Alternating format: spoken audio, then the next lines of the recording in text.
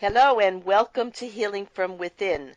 I am your host, Sheryl Glick, Reiki Master Energy Teacher, Medium, and author of The Living Spirit, Answers for Healing and Infinite Love, which shares stories and a metaphysical approach to understanding spiritual communication, healing energies, miracles, and intuition for well-being, progress, health, prosperity, and happiness. As the grandmother of twin granddaughters, I am aware of the special connection the girls have and have observed the many unique differences of their souls as well, and feel blessed to have been part of their very unique special dance together and with the family and in life in general. So I want to welcome you, Linda Moonrabbit Zlotnick, author of Star Sisters, who will be discussing today an astrologer's memoir of twin loss. And hello, and Linda, and thank you for joining us. Hello. My pleasure. Okay. Linda, as listeners of Healing from Within are so well aware, each show features guests who have explored the realms of metaphysical life, moving beyond convention or thinking in the usual terms of the ego and our physical world, to know and feeling and engaging with mind, body, and soul, the eternal soul nature of life, as it awakens in the physical world to know itself and the divine dimensions of life beyond here in a more loving, comprehensive, and complete way. In other words, as spiritual beings having a physical life, many of us often awaken through a trauma, loss, accident, or hardship to the true nature of being and greater love for ourselves and others. In today's episode of Healing from Within, Linda Zlotnick shares her journey growing up in Minneapolis with her twin sister Luann and their special gift of ESP. Their relationship, like that of most twins that I was talking about my own twins just a few minutes ago, involves sibling rivalry, covert competition, and unconditional love.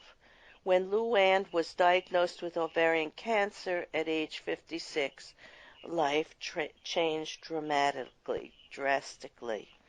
And I believe nothing is random.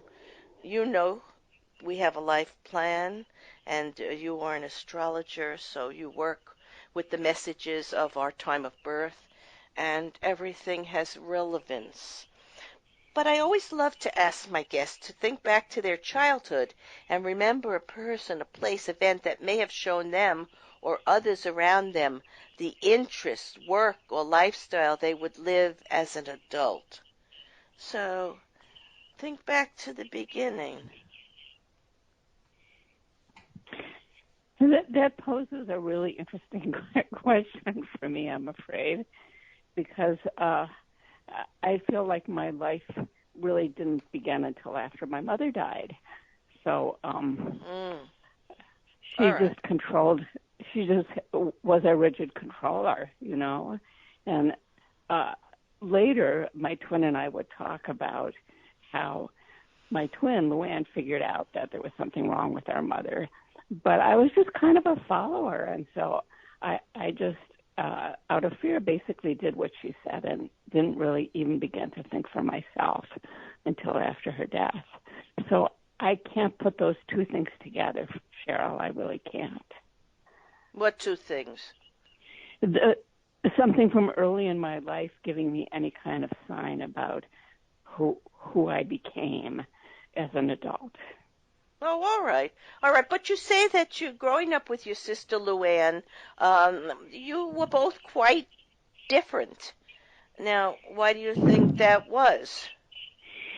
Well, some of it had to do with the fact that we were both premature, but she was physically bigger and able to go home from the hospital while I was put in an incubator. And that in 1948, incubators were not like they are today. Nobody touched the babies or held the babies. They just basically fed you and kept you alive. And so I think that, kind of started, and then when I came home, I was sick a lot. And so that kind of started, I think, this idea in our parents' mind, and some of it was based in reality, that, I was the vulnerable one and she was the strong one. And they treated you like that. They did, then in it fact, became a treat us reality. like that. Now, It did. I have the same story with my twin granddaughters. One was born 6'5", and one was born 5'1", and was frailer and had a little hole in her heart and had a problem with her eye. And I'm a Reiki energy practitioner, and I was constantly giving her energy healing. And as she grew a little bigger, she would try to sing along with me, move her lips as an infant, because she was so in tune with the love that was coming out, which you didn't have at that moment because you were born and kept in the incubator. And I understand it totally. Everyone ran to the other twin, my other twin granddaughter, who was bigger, and there were two other sisters, and but let me tell you, they're both doing very well, because at least there was someone, me, who gave that extra needed attention and confidence, and you eventually got it yourself on your own, but it wasn't unfortunately there. And in most family lives are dysfunctional. Most parents have problems from their parents, and they pass it down to us along with the fear and everything else. So we spend our whole life trying to figure out who we are and how to get beyond these fears. So I want to go on to, I know that you went to college, and Luann was a little bit more adventuresome. She got married very young. She was trying to get away from your home life also, and get on her own, as were you. So it was, as we talked about it later, post, like, maybe 30 years, like when we were in our 30s. And, she said, I just had to get out of there. And so that was a good move on her part. And I do believe that she really was in love, like any 19-year-old can be in love, So I had a marriage proposal at the same time, and everybody really wanted us, to have a double wedding because it was such a novel idea. Yes. But you weren't ready for that. No, I was not. But I was ready to get out of the house. That's for sure. Well, I understand that people sometimes marry very young for that reason. But I want to go on to a really serious question here. Was there something in your home life or family dynamics which may have led you to your healing work and or your sexual orientation? Well, the first one I think I can answer pretty easily, and the second one I think is a bit more complex. Yes. So I think when you grow up in an environment, this is a little hard to articulate, but I think both my twin and I we became hypersensitive to our environment because there was a lot of stress from having a mother who would have these periods of rage, and she would just be out of control, and you never knew when it was coming. And so I think there was a kind of survival sensitivity that we both developed, in response to being in an environment where we didn't feel safe. So, I mean, my whole life I've been able to read people really, really, really well. And I think that just started, maybe it's intrinsically part of who I am, but I think it also it is. Early. Healers and mediums are born, but not all things are genetic or predestined. But healers and mediums, I am a intuitive healer and medium. And I was as sensitive as a child, and I was very sick a lot as a child because the environment, the toxicity and the fears of so many people out of control in my environment I didn't understand why, but it was an unbalancing force like you had. Yes, So yes. I'm going to say it again because healers and mediums are born, but not all things are genetic or predestined.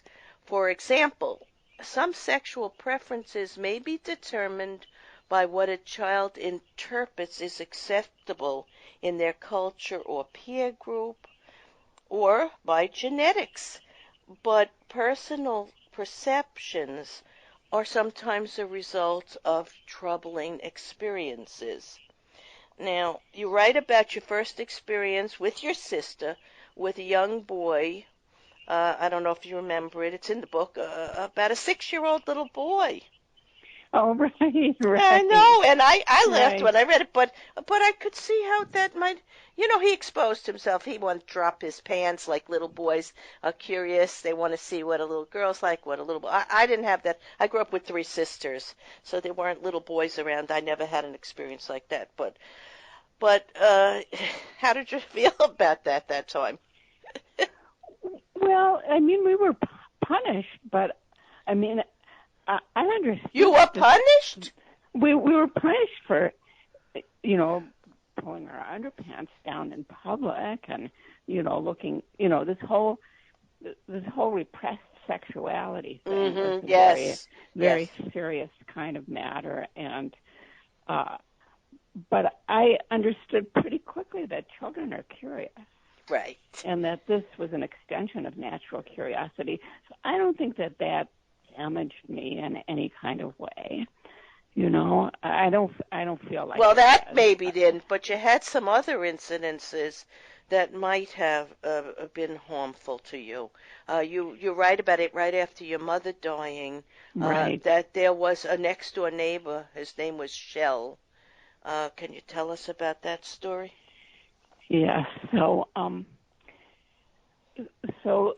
I really liked our neighbors, and I was a pretty, I would say, naive, maybe slightly overprotected, Yes. Mm-hmm. young girl, and I didn't realize that adult men could have sexual feelings towards young girls. I mean, it never entered my consciousness. Of course That, not. The he was adults are married. supposed to protect you and do the right Yes, thing. You're doing the right. right thing. They're supposed to do the right thing. Right. He was married, and he had a 2-year-old and a 4-year-old daughter, and so my twin and I would babysit over there, and so yeah, he, as I understood later, planned to come home early. He said he had to go out. They hired a babysitter. His wife had something to do.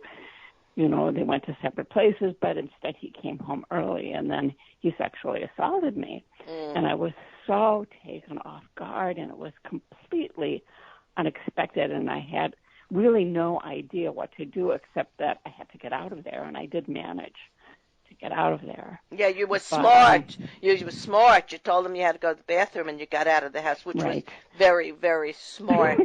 And then you talked to your sister, and what'd she tell Yes, you? of course. And what'd she tell you? Well, we had, several, we had several lectures from our mother, not like what I would tell my teenage daughter, and I certainly didn't tell them this, but, our mother had said to both of us that, men were not to be trusted, and that, men were dangerous. I think you wrote, she said they were animals. Animals. And there was a yes. reason. You discovered a picture of her as a 14-year-old child with her parents who had come from, they were Russian immigrants, or? Yes. Yes. And you state that you could see in the picture that she was holding her body away from them, and she had a distant, vacant look in her eyes, and you thought or assumed there might have been some sexual abuse by your father. Yes. Her Right. father. I wondered, I mean, Quite when possible. you lose a parent when you're so young, you can't ever ask them these things. And by the time I kind of got old enough to wonder about it, well, nobody in her family would have talked about it anyway. No. You know, They were very wouldn't have told me. private, very secretive. None of these things were discussed. Yeah. And they were buried deep within her. And didn't she die from cancer? Yes. Yes, at age 47, so a very young age. All right. Well, we know that cancer is the effect of often deep-seated bitterness and fear from childhood traumas, as Louise Hay, author of You Can Heal Your Life, and many people I have interviewed have suggested. So we are the product of all our experiences, good or bad. It really doesn't matter. They're experiences that our soul needs to have for many reasons, and they're not just random. And it's sad because even though I know this, it's still sad for me to think that a mother would say that to you, that she would have created such a fear in you about going into high school and dating and making good choices, and everything was based in fear because she had such, I mean, we forgive people who we know eventually know how hard they had it, and we don't hold a grudge, but it still hurts. It hurts to know that they weren't able to do better for their children. So I think sexual orientation can be created, not merely genetic. And the reason I'm saying this, I have a reason for saying this. I met a teacher from a very challenged inner city school, and she told me many of her female students were telling her that they were gay, and she felt that it was because they saw such violence and drugs and sexual diseases and poor male examples or choices for them in the community, and they felt safer staying with women. And also, over the last 20 years, the Hollywood community of writers, actors, and creative people have put so much attention into promoting this lifestyle. We read about it, we see about it, we hear it in music, and it's just gone beyond just being okay to being preferred. And so children of sexual predators are sometimes groomed and trained to expect certain behaviors, and our culture has gotten more in line with some of this behavior. We just saw the Weinstein problem in Hollywood and the Epstein pedophilia investigation with political overtones. So it's coming out. We're talking about it, which is a very good thing. It's not any longer time to bury these discussions, because we want to have the healthiest young people possible. We want to help the older people who have suffered also to discover why it is they feel certain ways. Would you agree? It's good we're talking about it? I think hiding things and internalized secrets creates a lot of toxicity and terrible feelings of shame for people. And so, coming out, whether it's as a survivor of, sexual assault, or coming out, whether it's about your sexual preference or your gender identity, I think it's all really move towards being healthier, because I know the personal damage I suffered from holding, who I was inside and feeling like I had to pretend to be something that I wasn't, or someone that I wasn't. Right. You write about that in the book, and you explore it very, very well through many incidents that happened to both you and your sister, and how you overcame many of your challenges. You overcame it by having a very successful family life and professional life, and your sister overcame it by becoming a psychologist and helping others. And it's kind of funny that buried deep inside her, she was the sort of the twin standing out in front, right? Yes. And she didn't have as much bitterness towards your mother and father. By the way, I never did figure out why your father was so quiet and fearful in regard to your mother, was he hiding a secret? Oh, okay. Oh, I'm so surprised because I tried to make that really clear in the book. So, his father was this violent person who tried to murder his second wife. I must have missed that. Yeah. Yeah. My grandmother, when my dad was in high school, so they had 5 children. I learned later he had a knife in the bed. He forced her to have sex, and they had 5 children. And my grandmother got divorced in the 1930s, and every 2 or 3 weeks they had to move apartments. She was so afraid of him that he would hurt her or hurt the kids. And I mean, my dad only told me about this like really, really late in his life. Well, not about that. I heard about that from an aunt, but about the violence of his father and how afraid all the kids were of his father. And he wanted to be so different. So he treated your mother very quietly and gently and sort of tiptoed around her. She was familiar. Her rage was familiar to him. That's what he grew up knowing, and so he married that. We do marry the parent we feel most comfortable with. Yeah. It's the one we most fear. Unresolved with, right. Right. Okay. All right, but yes, that's interesting. I didn't gather that, but now I understand exactly. So both your parents suffered greatly. They did. They suffered very, very greatly. But still, you are a healer, and your sister was a healer. And I kind of think sometimes healers choose families. We choose our family. And sometimes people say to me, why would any soul choose to be in a family like that? But because our soul needs to grow and expand. Sometimes we are in difficult situations that will lead us to become the people we are, the healers we are. So I think that's pretty coming out very clear in what we're talking about today. Yeah. Now, clearly the study of astrology is really important to you. How do you use astrology in your daily life? Are you using it to promote this book? That's a wonderful question. So I use astrology in my daily life mostly for other people. Okay, so, I have a private practice, you could call it, or, I have a clientele that I see sometimes once a year, sometimes twice a year, sometimes once every 5 years. But I know, as a medium, I have the same thing. I do readings for them exactly the same way. Yes. At their discretion.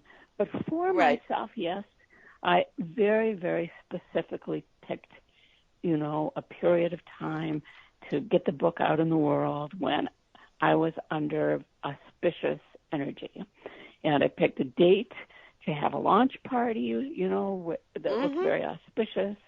And I actually got just the right number of chairs. Like, I just had to pick a number of chairs, so I had a few people standing, but almost a place for everybody to sit. And everybody who came to that opening bought a book, to that book launch bought a book, which you can't get any more successful than that. So, so I'm using it,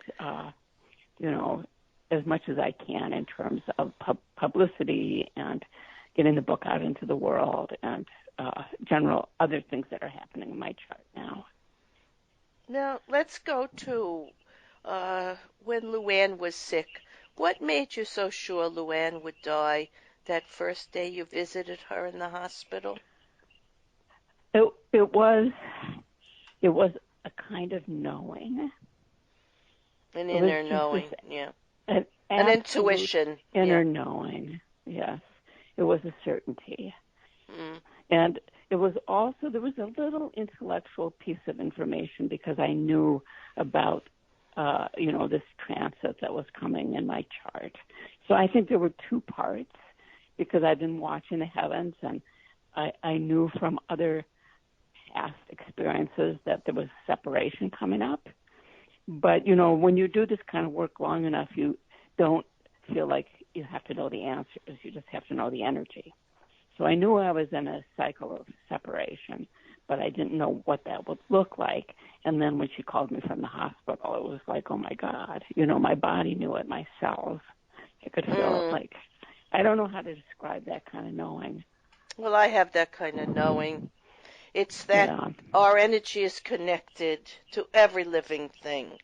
Every cell of our body is connected to every other cell of our body. If your foot hurts, your side, your hip hurts, your head hurts. It's all connected, and we must heal at the very basic level of our DNA, and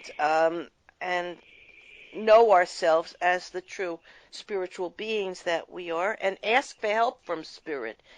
They are around us and wish to give us so much love and help, but we do have a life plan, and we do have to fulfill the reasons we came into this incarnation. So it's not about good or bad experiences. It's not about sick or health or right or wrong. It's just experience that the soul needs to gather, so it will take it with us when we lift up out of this body and find a new life waiting ahead of us. So what would you like people to take away after reading your book? Well, one thing I would like people to take away is that it is possible to recover from losing your twin. When it first happens, it's hard to imagine that there's life after twinship because it's such a intrinsic part of who you are. And I would like people also to take away that there are so many avenues of healing, and that something happened for me through losing my sister, that I developed a really unique avenue to help people who are in grief or who are bereaved, to help them understand kind of their soul's journey without that other person and what that might look like for them. Yes, I know how hard your loss was. I truly know, being the grandmother of twins, being a healer, being an intuitive, I feel a great deal of pain from other people, and I just accept it, let it flow through me, and work with Spirit to always know that it's okay. We'll be fine. We'll be reunited with our loved ones. Yeah. And I don't believe that. I know that. Right. So it's a different, and you know that. I know that too, yes. It's a beautiful gift to know who we are as spiritual beings, floating through all of eternity with love, and we will be with many of the same people again, but we probably won't have all the same experiences. So I want to thank you, Linda Moonrabbit Zlotnick, author of Star Sisters, for sharing your very unique journey, showing many different aspects of human challenges: losing a mother at a young age, losing a twin, exploring a unique lifestyle and sexuality, being the mother of two daughters and the feminist perspective in life, and being an alternative healer in the astrological realm, also seeing life in different dimensions and times, all a bit out of the mainstream, but which have you, yes, that's okay, but which have uniquely offered you many opportunities to know yourself and life on levels that many others have not explored in this lifetime, but they will somewhere. Yeah. We'll all explore all of it. To read more about loss, love, and universal expansion of consciousness through living with mindfulness, purchase this book at Amazon.com. And the name of the book is Star Sisters. And we're all actually Star Sisters, brothers, family, interconnected. The divine is within us, and we are within the divine. So, in summarizing today's episode of Healing from Within, it has become evident from Linda Lea and myself, healers and teachers of energy and soul reality, that no matter how the journey of dealing with cancer is for a loved one, most especially a twin sister, Much is learned by the individual's experience, past the challenges of the physical body and world, leading us into the light and love. And often we can only do this through the most painful of times. While we wish it were not necessary for anyone, especially those closest to us, the stars and our life plan determine the experiences we must have and the time and way we must depart this life. It is not random, and it is written in our soul journey.